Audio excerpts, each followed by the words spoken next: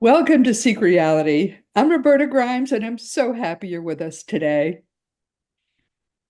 The area of afterlife related information is so broad and so deep that there are many ways we can approach it. And we can live full and fulfilling lives and be very happy and do all sorts of wonderful things for people.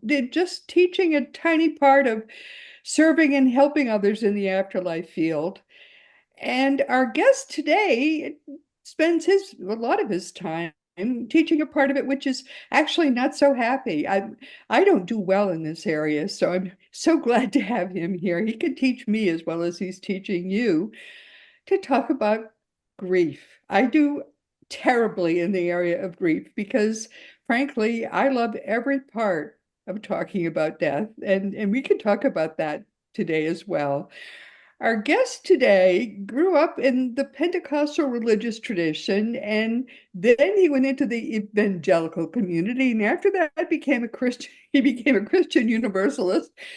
Wasn't happy with Christianity, went on to study Buddhism and other mystical traditions, and he says that he was pretty deeply scarred by toxic religion, which a lot of us can identify with that, and he actually developed a fear of death, and it made him enter a lifelong spiritual quest, which again, many of us can identify with that. And he was living a really beautiful life. My wonderful friend Brian Smith, he's a personal friend of mine, as well as being in this field with me. But he and his wonderful wife of now nearly 30 years and his two beautiful young daughters had a crisis actually happen to them in June of 2015 when his younger daughter, Shayna, and she truly, you'll see the picture, she's beautiful, unexpectedly transitioned in her sleep. She was just 15 and a half years old. After Shayna's transition, Brian's spiritual quest really intensified, prompted by some visions and messages he began to get from her. That relieves you very much when you start to hear from someone that you love who's transitioned, but also it really intensifies your research. You want to know what's going on. And he did that research and he learned so much that he wrote a book called Grief to Growth. There's a two in there, Grief to Growth, planted, not buried. He now shares all that he learned as a teacher, as a grief counselor, and he works with the wonderful organization Helping Parents Heal. Brian, welcome. I'm so happy to have you back with us. He's only been with us once before, and all the time I've known him, and that surprised me and it surprised him too. So I'm glad to have you back, Brian. Well, thanks for having me, Roberta. It's so great to see you again. It's funny. Some of the people that I actually feel closest to kind of emotionally, I haven't had on my program very much because, life goes so fast and we're so busy doing all our stuff that we Right. kind of don't do this. So I'm very happy, especially since I very seldom talk here about grief, and you're someone who knows about grief. So lay it on us. Talk about grief today. Yeah, happy to do that. First, I need to make one slight correction. My wife had been married 34 years this past, well, 2 days ago. 34 We just years. celebrated our 34th wedding anniversary. Wow. But in terms of grief, it's a really interesting thing because my book is And titled, everyone that see behind him, isn't she beautiful? That's Shayna. yeah, it's my daughter Shayna. So, grief, it's always different. It's different. It's any kind of loss that we might have, and it can be a loss of a person or a relationship or a pet or, anything. And it always hits us differently. So I had lost, before my daughter Shayna transitioned, my grandmother passed away when I was in my 20s. My grandmother was in her, I think, late 70s or early 80s. And that hits you one way, right? But then when your daughter transitions, as you said, and they're a child still. She was 15 years old, living in our house, going from ninth grade into 10th grade. It hits you totally differently. And even though I had studied about the afterlife, and you talked about, all the religious things I'd been through, and I was on the spiritual path, and I had been reading books by Dr. Gary Schwartz and Bruce Grayson and all these people. So I had a really confidence that we do continue. But when you lose a child, you want to know what you want to know. Where are they? You, as a parent, you want to be with your children. and to have that separation and not to be able to be with them, not to be able to protect them, it really intensified that grief. And so I went through and still go through the grieving process. But one thing I will say is I believe that when we grieve in basically two ways, two parts. We grieve the perceived loss that our loved one has, that they're not living life anymore, that they've somehow lost out on something. And then we grieve for ourselves. We grieve our loss of their physical presence. Well, with Shayna, I was fortunate enough to know that Shayna wasn't missing out, that Shayna was still okay, that she was happy, she was healthy, she was whole. She did have some health challenges when she was in the body, and I knew that those were over. So I didn't have that aspect of grief. So we grieve, but we grieve differently, and it softens the grief. I will say, it doesn't take it away, but it does soften it. Okay, well, so, but my problem with grief, and I think that's a problem a lot of people have who work in our field, is that I don't grieve at all. I mean, I've had people die that I felt very close to. I didn't cry. When my mother died, I didn't cry. Mhm. I felt very happy for her. She was out of that awful old body and free.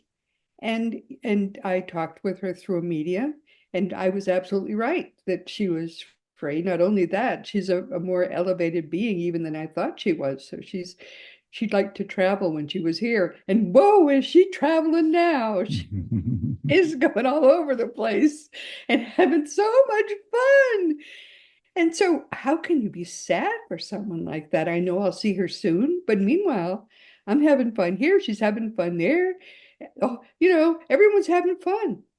Where's the grief? I don't have any grief at all. So That's I don't understand grief. I get emails from people almost every day, hmm and it's like Eeyore the donkey. They're going, "Well, I'm so sad. This is so bad." And I'm thinking, what is wrong with you? So I'm a lousy grief counselor. I don't know what to say to people. yeah. I, and you're doing it though. This is one of the things you do. Yeah. How do you make yourself sad for them? Well, this is the thing about being human. We're living in two roles at the same time. We're spiritual beings, but we're living in a biological body, and we are biological beings. And our biology does have an effect on us. Now, we can work to get to the point where you are, and it's great. That's an aspiration, but most of us aren't there. And I really wonder. I have to be very careful with my language, but there's something called spiritual bypassing, where we suppress the human part of ourselves, and we say, I don't have, certain feelings, or certain feelings are bad. So what I try to do is meet people where they are and give people permission to feel however they feel.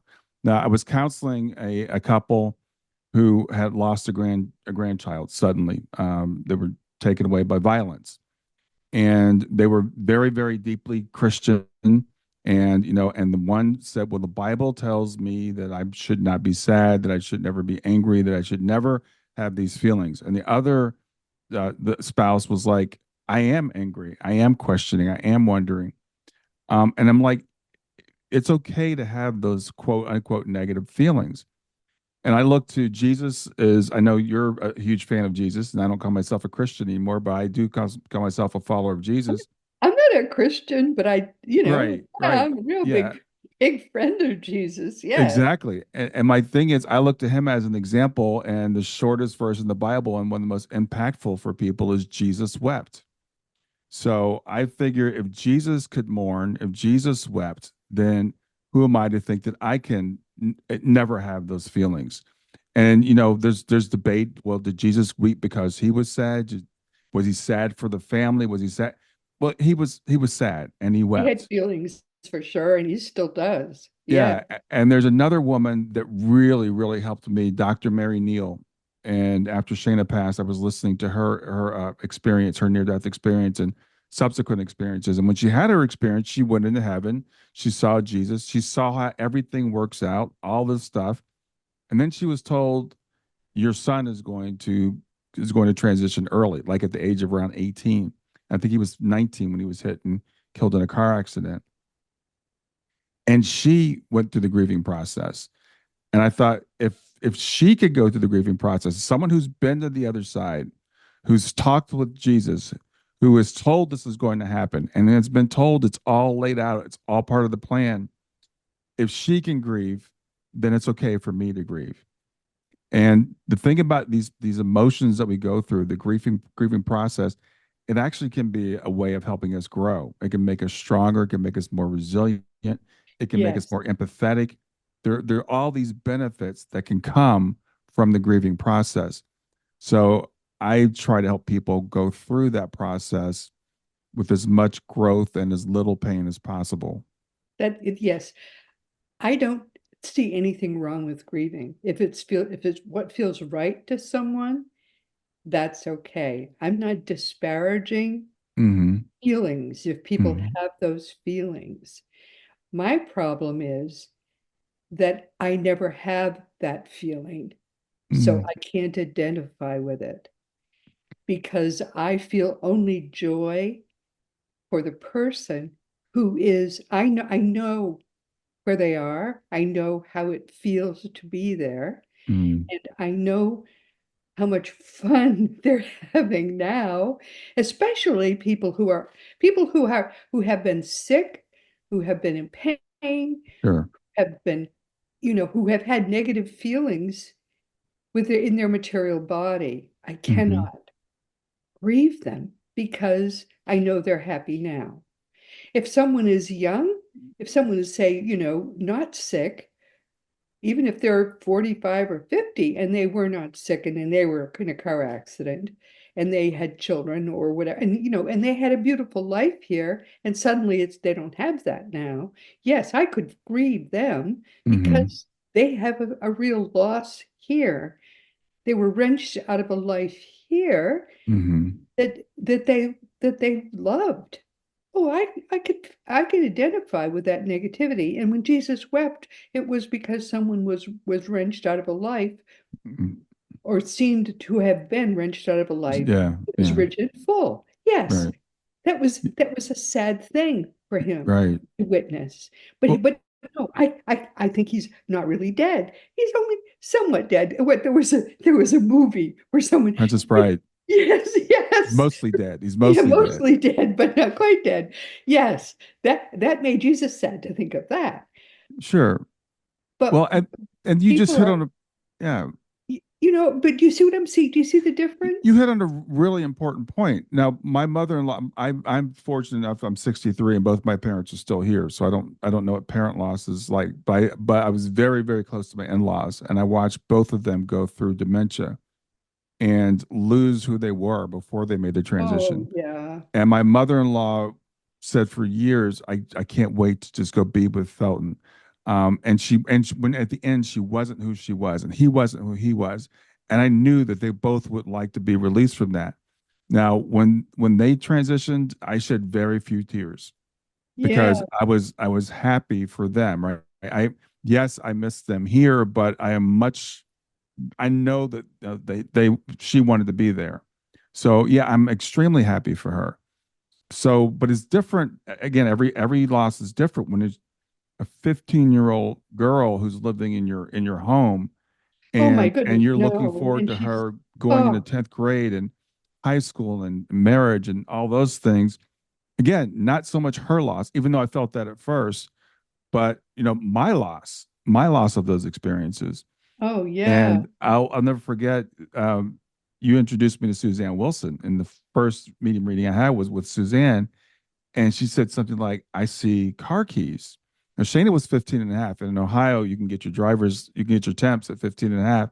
She was a few weeks away from starting to drive, and she was really looking forward to it. Yeah. And when Suzanne said that to me, she goes, my understanding now is we can do those things, in heaven. So she was Oh, saying, pure, big time. I think Shayna has, got her driver's license, got a car, or whatever. But yet, again, most people don't have the level of not even understanding that you and I have, the level of acceptance of what life is about. They don't see the big picture of life. They think this is life. And Oh, yeah. even religious people, even Christians, we pay lip service to the afterlife. Yeah, I know I'm going to go to heaven in the by and by. And I remember when I was a kid and we were talking about, heaven. I'm like, well, if heaven's so great, how come nobody wants to go? Shouldn't we all be, like looking forward to getting But out of here? they think they're going to sit in a throne room singing praise to God eternally, Yeah, with a harp. Nobody that wants sounded to do like that, torture to me. please. Yeah. My mother, I'll never forget. My mother would take some things pretty literally, and the Bible says like the streets are overflowing with milk and honey, and the streets of gold. And my mother's like, gold sounds really gaudy to me, and I don't like milk and I don't like honey, so I don't want to Well, go that's there. it. See, Yeah, people think it's going to be like a religious uh, right, heaven. Well, the right, reality is nobody's religious there at all. There's no r- religious practice to the heaven. right, right. So this, so And this so it's understanding just that we nothing but have, fun, actually. yeah. So this understanding that we have, it really does help. I mean, it helps a lot. Oh, But yeah. again, it doesn't alleviate all of it. A young woman who's raising small children that gets hit by a car or gets breast cancer or something and is ripped away from her children. Oh, That yeah. is sad. That is Sad. That's terrible. yeah. Yep. Absolutely. So those people are going to grieve even if you do have an understanding that they're in a better place. It's again, I you can be happy for them and also be sad for yourself at the same time. Mhm. That's right. That's very true. How did you get involved with helping your parents heal? Did you just sort of find them? It's I've learned in life there's synchronicities that just Oh, that big just time, all happen. the So time. I Right. I'm really big on the internet. I was on Facebook and someone said, you should call this guy Mark Ireland. He Yes. lost his son. He might be able to help you. And I reached out to Mark, and then I find out that he was one of the co-founders of Helping Parents Heal. Yeah. That was He uh, he right about worked with that me. time, actually, was when they were really getting going. Yeah, and then my daughter Kayla said because we always went to the beach with the girls. I loved going to the beach, and it was the next vacation we are going to plan. The first one where Shayna wasn't going to be with us physically, and she said, "I don't want to go to the beach." That was our thing with Shayna. I want to go let's go to the opposite. Let's go to the desert. So we're like, let's. So we went to Phoenix, and we were, we made the arrangements to go to Phoenix, and that's when I found out Elizabeth Bosan, who's the other co-founder of Helping Parents Heal, lives in Phoenix. Yeah. So we got together and had breakfast with her, and she told us a little bit more about the organization, and decided to get involved. This was only, I think it was a little bit less than a year after Shayna had passed, and just it's a great organization. It's helped me tremendously, and It I like really is very good. I think it handles the whole topic with such grace, positivity. It just hits just the right note. I've recommended it to so many people. Yeah, Very good. I absolutely agree. And it's funny because when we first started out, we're still working with the language because language is really, really important. I think we had something about bereaved parents in our mission statement. And Elizabeth, that we don't like the word bereaved. It's like because it, Yeah, it sounds like a lifelong sentence or whatever. yes, So we actually use the term shining light parents now. Um, yes, yes. that Oh, totally. so yeah, Yeah. so it's been very, very helpful, and I love helping people make the shift from that deep grief where you feel like there's no hope and you don't even want to walk the planet anymore to somewhere closer to where you are, where it's like, yeah, death is not the end. Death is not something to be feared. I didn't really lose. The physical presence is no longer with us. I mean, I'll never forget. I was talking with a grief counselor when Shayna first passed, and she said, when people use language like, passed away or fell asleep or whatever, I realize that they're not really accepting. They're in denial about the death. I like when people use the word death, and I don't use the word death often, but I do acknowledge there is a death of our biological body. The biological body does cease to function and literally falls apart. It just disintegrates. So there is that, but that's not who we are. And so the spirit goes on. So what we do is that relationship with our loved one who's gone into spirit, it changes, it transitions. Like when you have a child that becomes an adult, As a Right. parent, your relationship with them changes. When my child passes in the spirit, my relationship with her changes. So I have to adjust to the fact that I don't no longer have her physically, but I have her here in a different way. Yeah. That's why I use the term transitioned when people, die because Hmm. they just Hmm. they transition out of their this body into a spiritual body. And but one of the things I get their emails still as if I think they somehow have me on a list, which I like, and they will often have meetings. Somebody gives a talk, and then they say, bring a picture because you'll have time to talk about your children. And so I envision them sort of going around the room talking about their children, showing the pictures to one another, which I think is Hmm. kind of nice. Yeah. That's what they do. And it's very pleasant. I Yeah, it is. So as I said, it's really I was talking with someone the other day. We were talking about like rituals when someone passes away, and I won't even say what these someone was doing with the cremains, with the ashes. But one of the things that for me I had to let go of was that Shayna is her physical body because it's a very natural thing to say this person, this is that person is. So we have to make decisions when a person transits. What are we going to do with the body? Are we going to cremate the body? Are we going to bury the body? And I say that very deliberately, not cremate the person or bury the person because we don't cremate people, but just we the body, right? it's the body.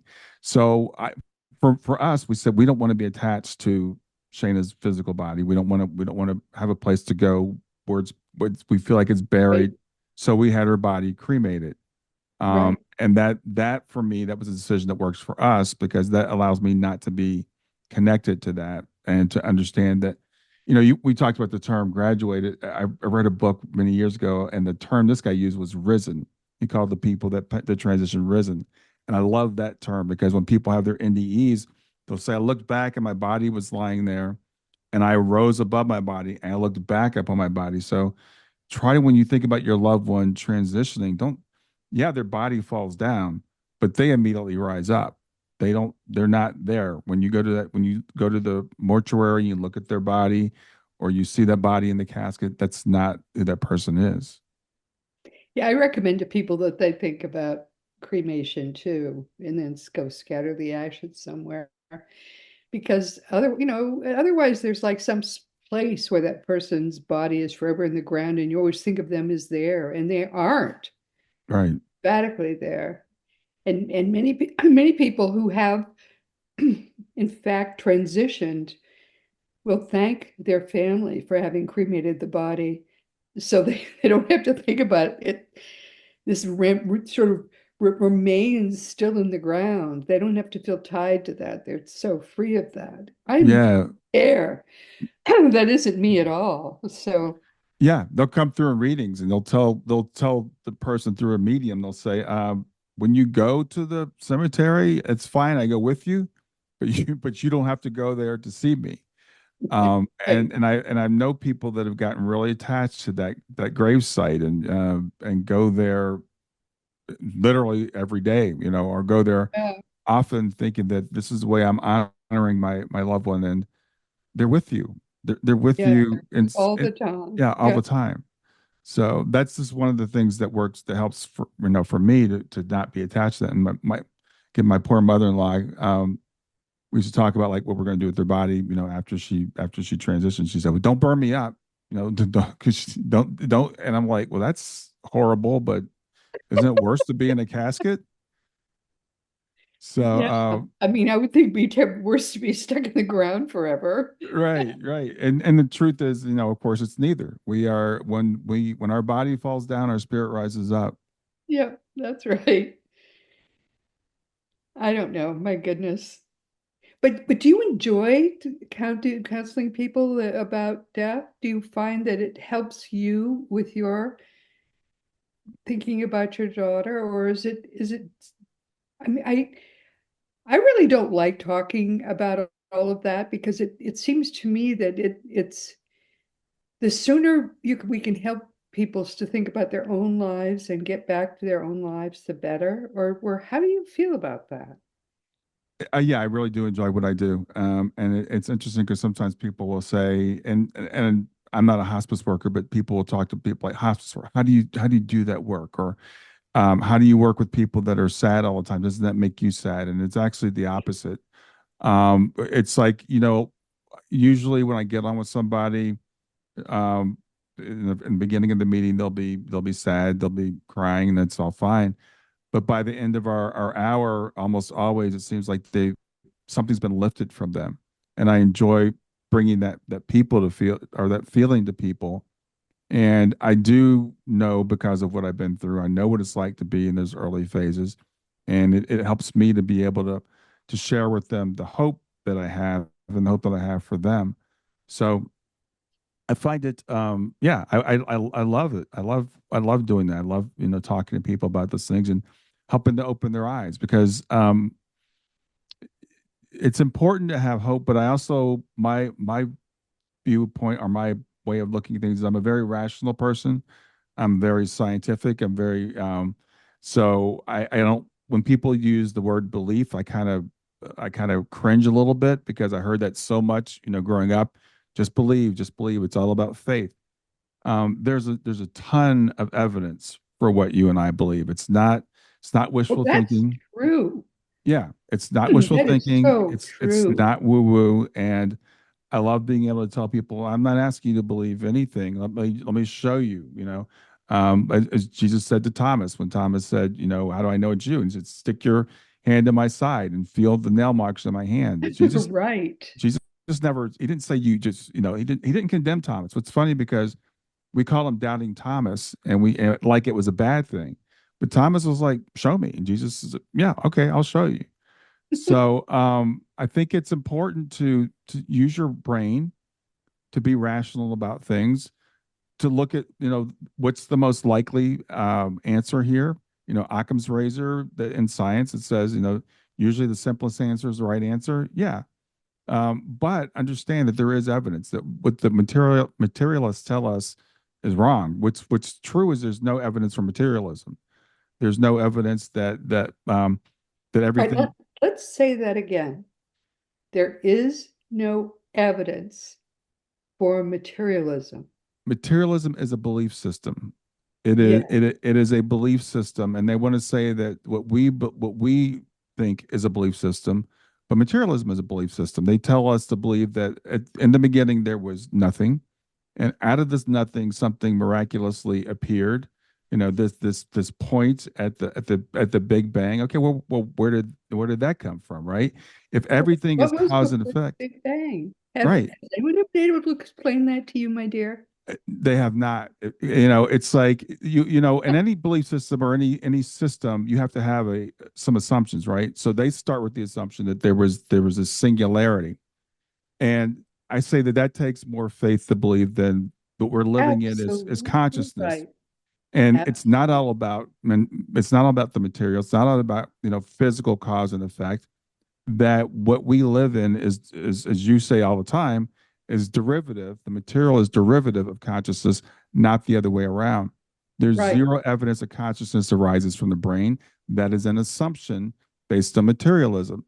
Yeah, Um, that is so true. It is preposterous to believe that consciousness arises from the brain. There's no evidence for that whatsoever. Thank you for saying that, my dear.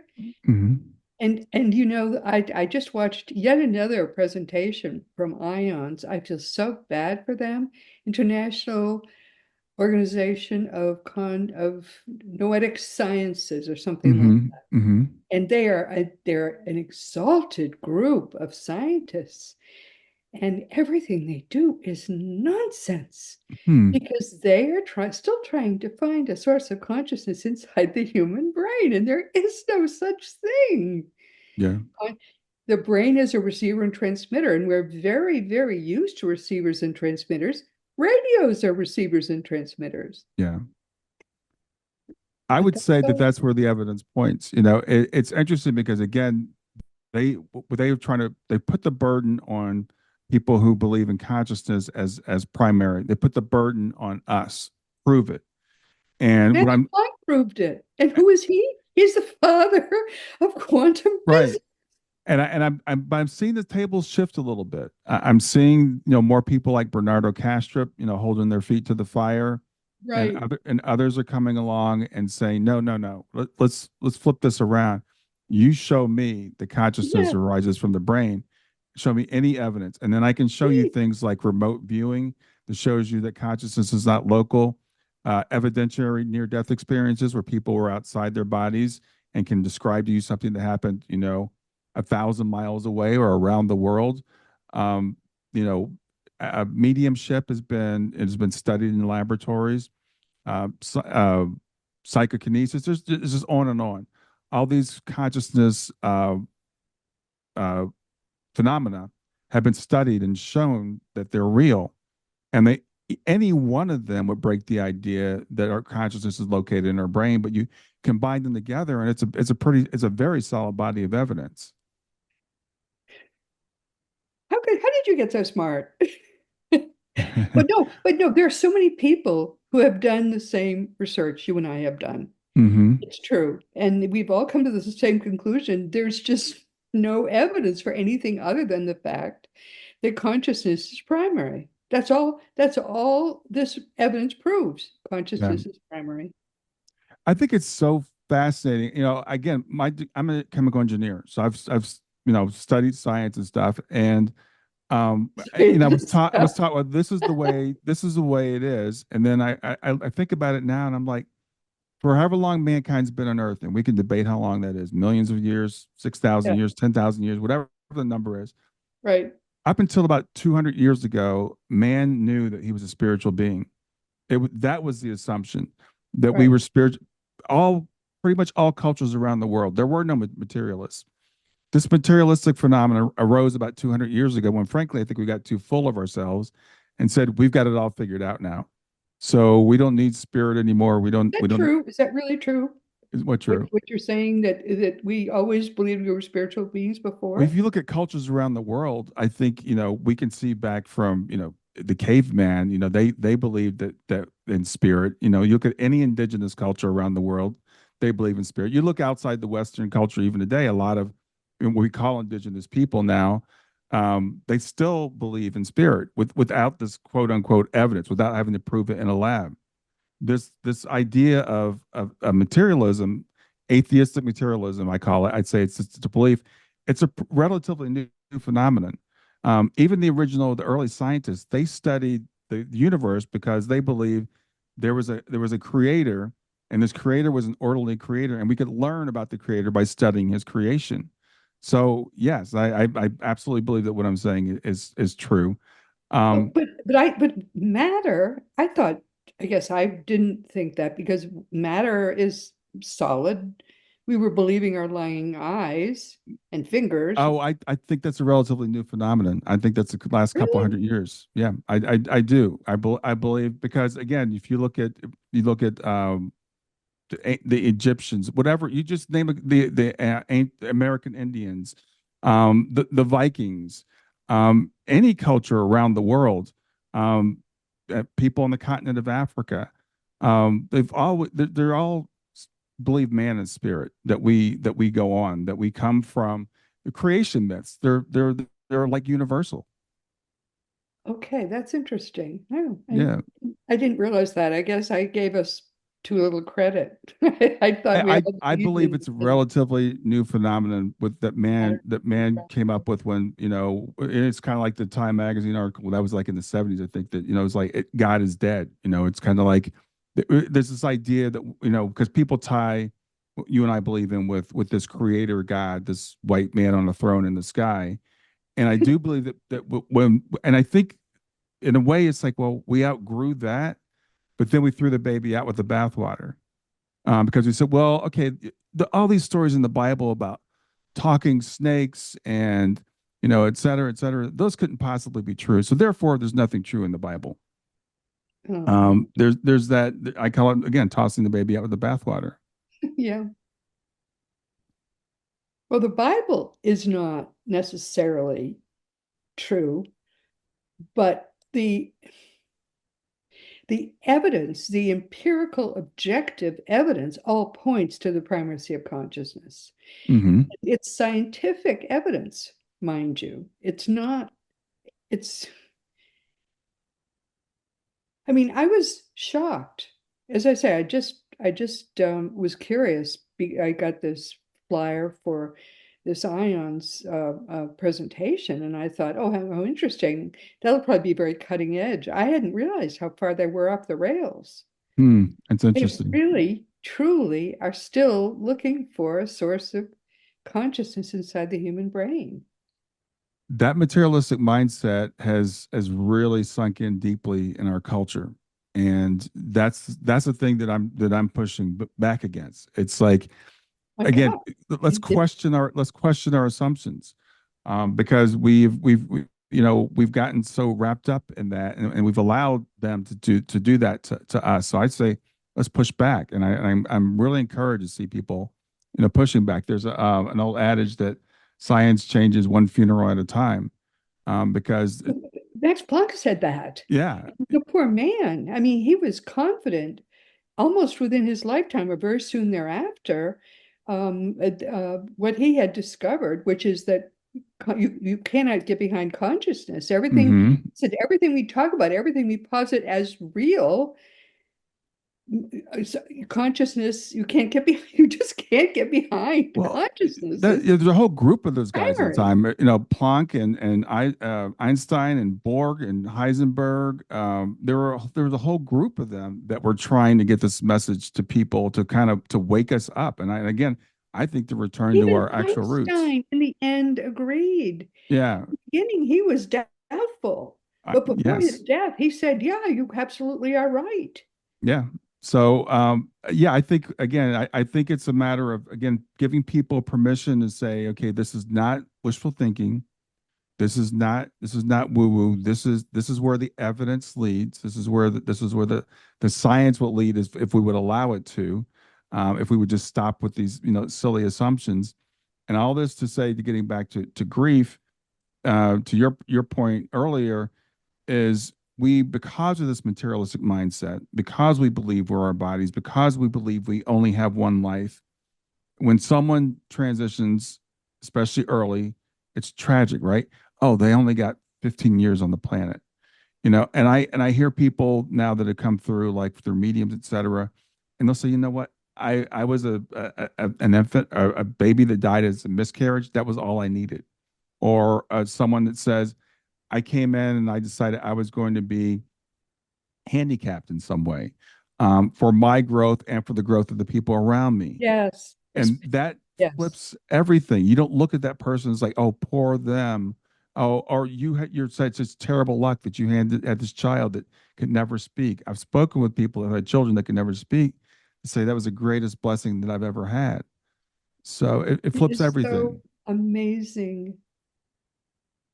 Life is so much more complex and interesting than we can possibly imagine. And when we get to look at it through the eyes of, as you say, these wonderful beings, some of whom were never even born into the world, Mm-hmm. but we get to talk to them that way, and we get to hear their perspectives. It's so extraordinary.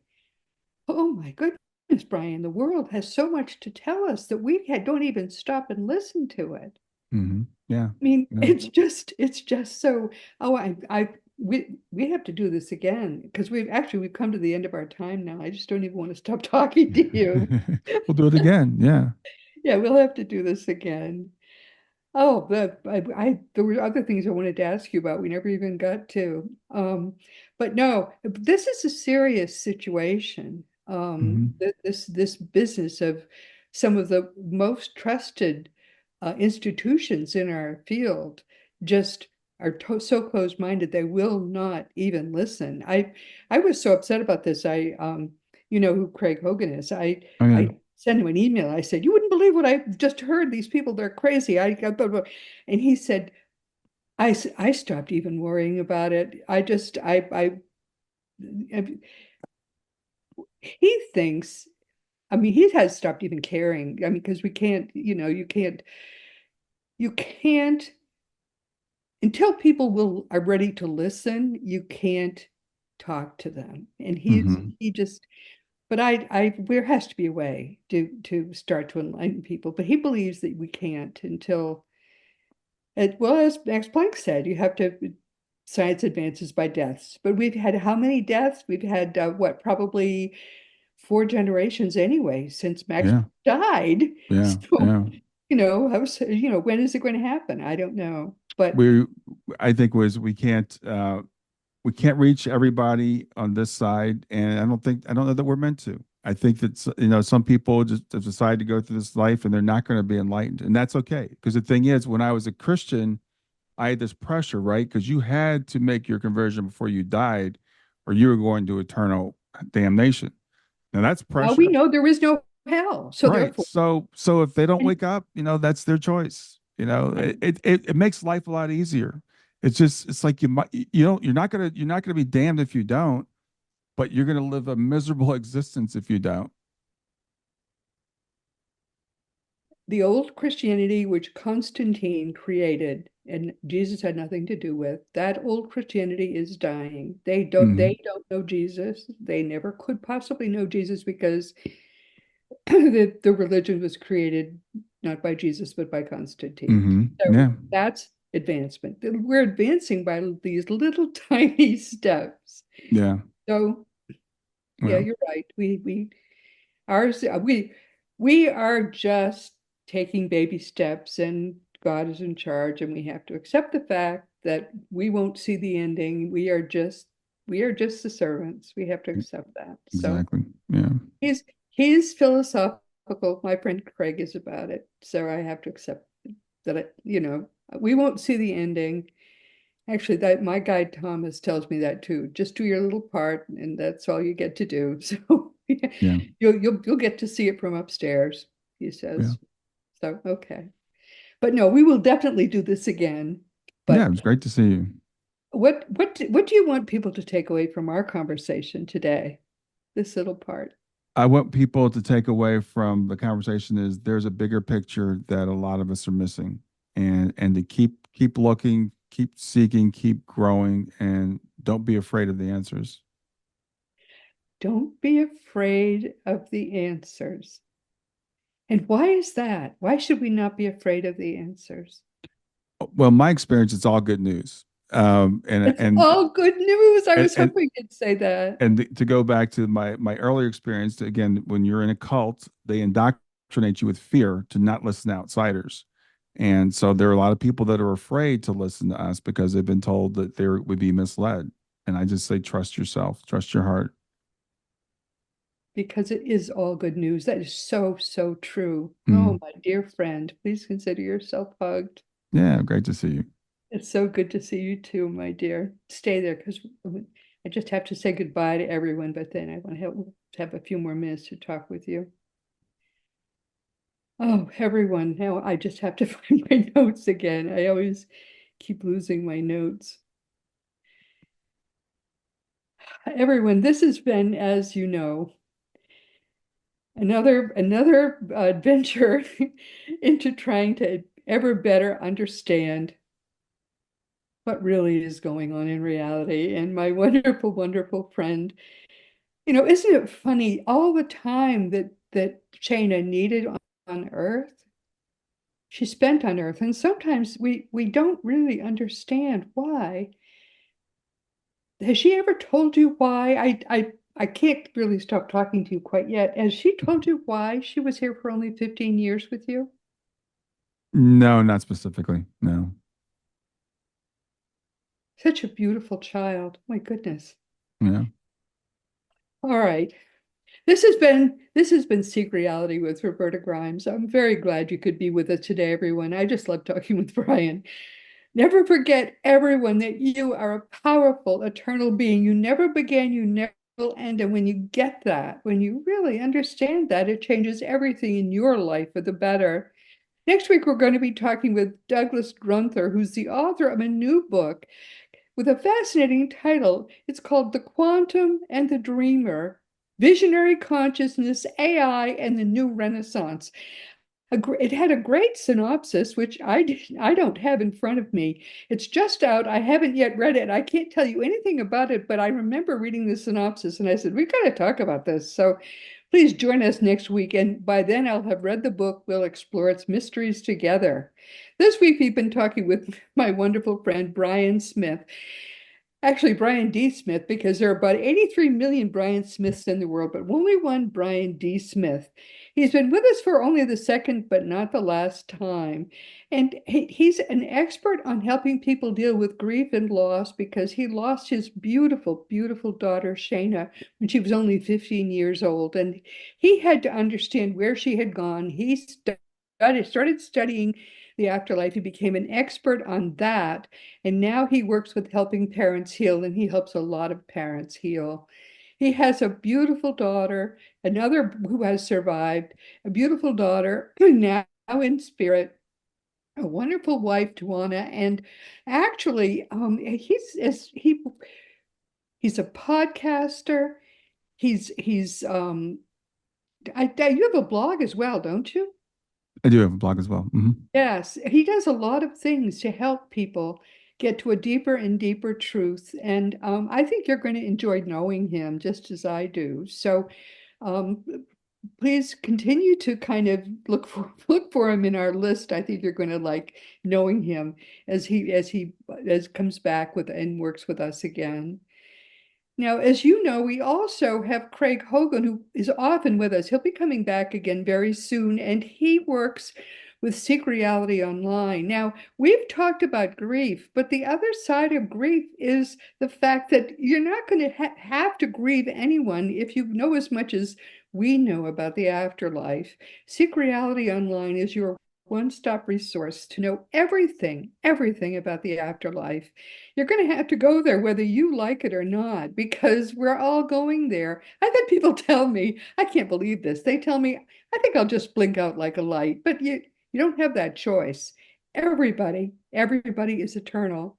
So go to Seek Reality Online, which is seekreality.com.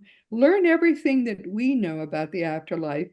And then you aren't going to need to grieve. I'm sorry to say this, Brian, but you aren't going to need to grieve either because everybody you know who dies is going to be happy forevermore, just as you are.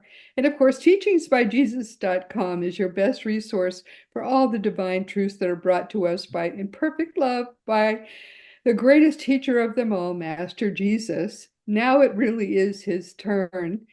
Now, I have books, but it's too late for me to tell you about them. And so just go to my website or go to Amazon, Barnes and Noble, or whatever, and you can get my books. And we don't have, we have no time left. In fact, we've gone over. So meanwhile, this has been Seek Reality with Roberta Grimes. Please enjoy and make the most of this week in our one reality, always knowing that you are a powerful, eternal being, and you most of all in this universe, you in particular, are infinitely eternal